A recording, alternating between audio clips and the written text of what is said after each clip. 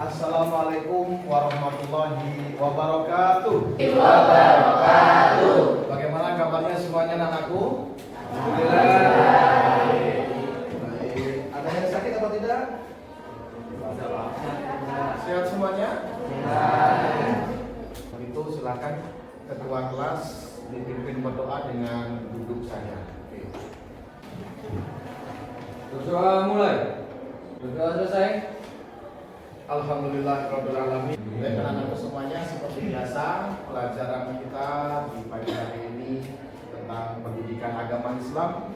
Tidak lepas daripada itu, tentunya setiap awal perjumpaan kita bertadarus terlebih dahulu. Oke, kita baca sama-sama di atas. Kita mulai. A'udzubillahi minasyaitonir rajim. Ud'u ila sabili rabbika bil hikmati wal muhtadi. Baik anak-anakku semuanya, di perjumpaan yang lalu kita sudah pernah belajar terkait dengan masalah tabligh dan dakwah. Tabligh dan dakwah. Dan pada kesempatan pagi hari ini dengan ayat tersebut, kira-kira ada yang pernah tahu ayat di sini tentang masalah apa? Tentang tabligh atau tentang berdakwah. Maka ada bagian daripada dakwah dan tabligh, di antaranya adalah khutbah. Maka di kesempatan pagi hari ini kita akan belajar terkait masalah khutbah. Mestinya adalah khutbah Jumat. Maka di situ banyak kriteria bagaimana cara menyusun teks khutbah yang baik dan sebagainya. Pernah ada yang melakukan atau melaksanakan khutbah Jumat? Coba, siapa yang pernah? Ada yang pernah?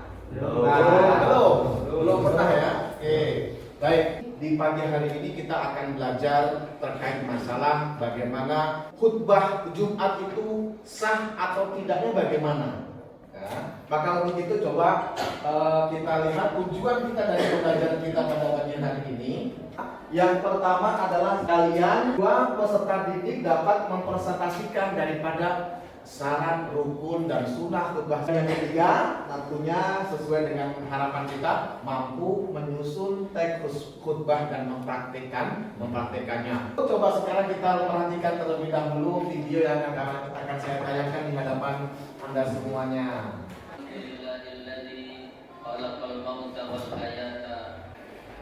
Allahumma sholli wa sallim wa barik ala sayyidina wa maulana Muhammad ibni Abdillah.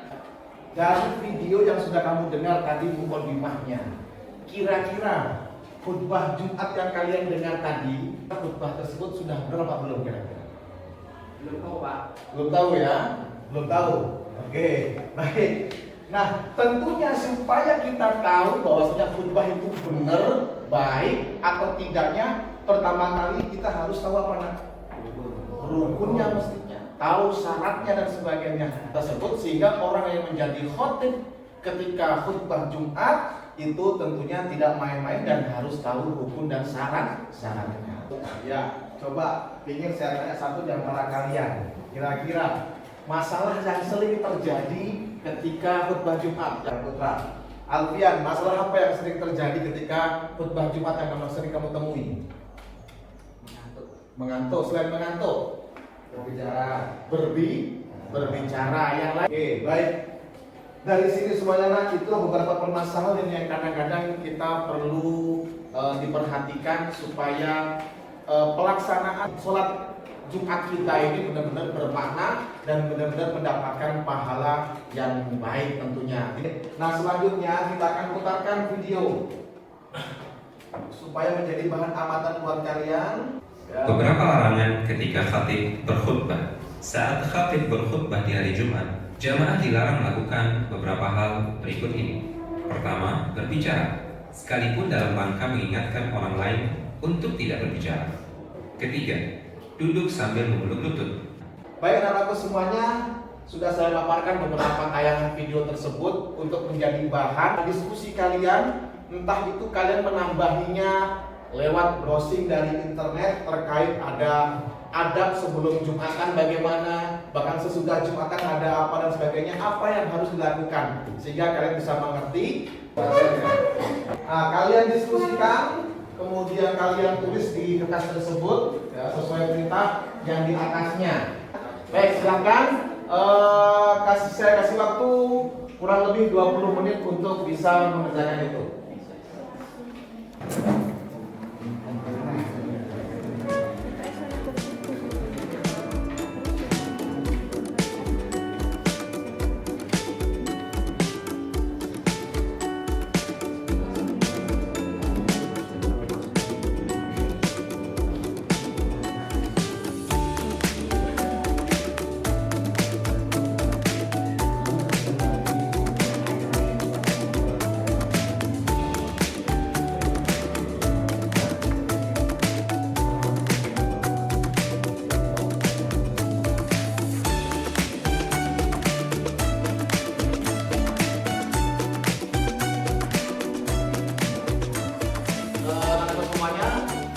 Kita cukupkan terkait dengan diskusinya. Silahkan kelompok yang sudah siap terlebih dahulu. Kira-kira mungkin siapa yang mau lebih awal maju? Oke, kelompoknya Krisna dulu kalau gitu. Siapa? Ya, silahkan maju teman. Secara umum, larangan atau adab ketika khotib sedang berkhutbah adalah dilarang berbicara atau mengingatkan orang lain yang sedang berbicara dengan menggunakan kata-kata. Ya, baik, tepuk tangan teman Krisna, silakan dulu. Saya sebagai perwakilan dari kelompok Alfianul Iman akan menyampaikan syarat khotib Jumat. Syarat khotib Jumat yang kedua, khotbah dilaksanakan dengan berdiri jika mampu. Yang ketiga, khotib duduk di antara dua khotbah. Yang belum kita ketahui ini tadi rukun daripada sholat Jumat. Saya coba perwakilan yang putri, rukun supaya tahu setidaknya. Khotib menertibkan 3 rukun, yaitu mulai dari puji-pujian, sholawat Nabi, dan berwasiat. Baik, kira-kira ada nggak yang terkait dengan masalah sunnahnya untuk sholat Jumat? Kira-kira? Mestinya mandi sunnah ya. Oke, memotong kuku baiknya sunnah. Oke, baik teman-teman untuk Abah. Saya belum ketemu rukun ini. Sampai bagian rukun. Ya, silakan. Rukun khotbah itu ada 6. Yang pertama adalah membaca puji-pujian kepada Allah Subhanahu wa taala. Contohnya membaca hamdalah yang berbunyi alhamdulillahirabbil alamin wa bihi nasta'inu ala umuri dunya waddin. Dan yang terakhir adalah khotib harus berdoa untuk semua umat Islam pada khutbah yang kedua. Contoh doanya seperti Allahumma inni as'aluka ilman nafi'an wa rizqan thayyiban wa amalan mutaqabbalan. Ya, silakan. Kira-kira apa yang belum dipahami daripada rukun? Karena ini menyangkut sahnya khutbah tersebut, sah atau tidaknya khutbah tersebut. Cukup kira-kira? Cukup ya, bagus ya, tepat ya. Jelas Mas Pandu sudah menyampaikan. Oh, yang hamdalah pujian itu seperti ini dan sebagainya. Oke, tepuk tangan untuk Mas Pandu yuk. Mas Pandu.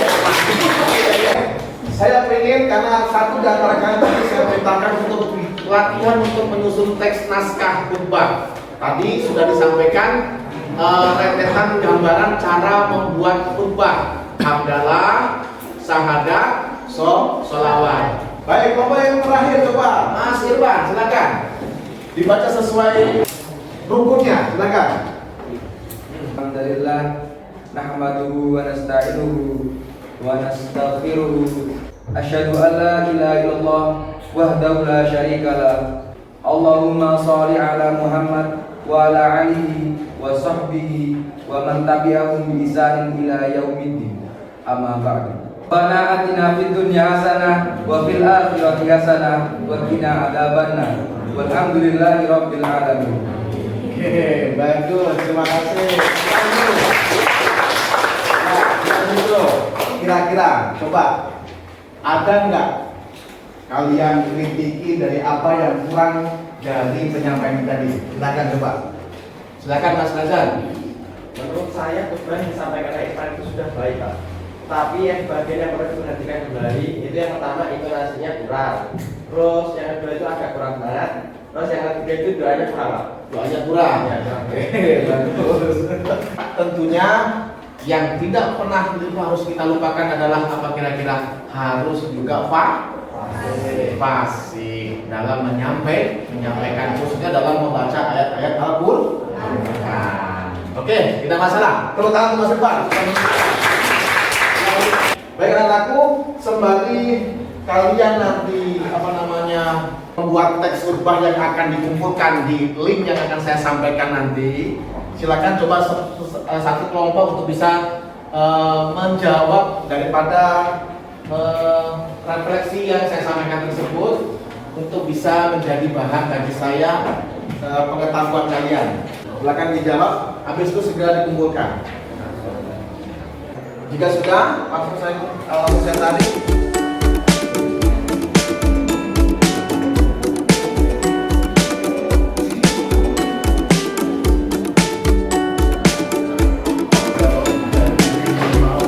Kita coba belajar menyimpulkan apa yang sudah kita dapat dari pembelajaran ini. Pak, siapa yang bisa menyimpulkan? Mas, silakan coba. Di situ saja, sambil berdiri.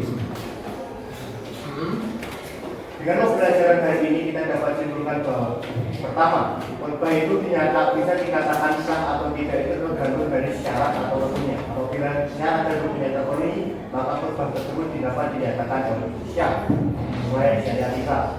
Kemudian ada beberapa syarat dalam khutbah seperti khotib harus suci dari hadas dan najis. Yang terakhir dari metode pembelajaran diri hari ini, kita juga mengetahui adab dan larangan dalam mendengarkan khotib.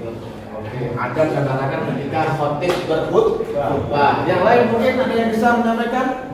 Kita simpulkan rukun khutbah. Tadi ada berapa rukun khutbah? 6. Yang pertama apa sama-sama kita sebutkan? Puji-pujian. Nah, 3 ini ya harapannya adalah harus selalu beruntut. Ya, harus selalu beruntut. Jangan langsung asyhadu alla ilaha illallah. Khutbah kedua ini anjurannya berdoanya jangan untuk diri sendiri, utamanya kepada untuk umat muslimin. Bisa dipahami kira-kira nak? Bisa. Alhamdulillah. Baik, kira-kira sudah bisa dipahami terkait dengan tujuan pembelajaran kita, yakni rukun, syarat serta membuat teks khutbah. Bisa dipahami ya? Tentunya ketika membuat teks khutbah harus diperhatikan rukun-rukun tersebut. Nah, kemudian kira-kira mungkin ada saran atau apa terkait dengan pembelajaran kita? Apakah pembelajaran kita hari ini bisa diterima dengan model seperti ini? Bisa ya? Nah, tugasnya untuk kalian besok setelah pembelajaran ini nanti harus mengumpulkan teks khutbahnya ya.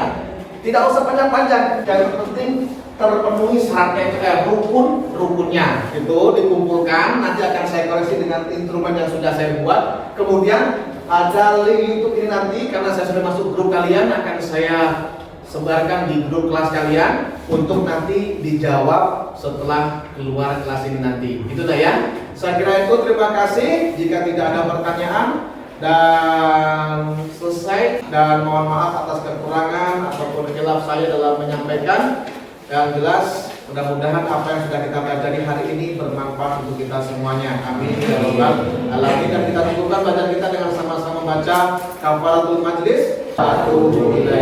Demikian. Assalamualaikum warahmatullahi wabarakatuh.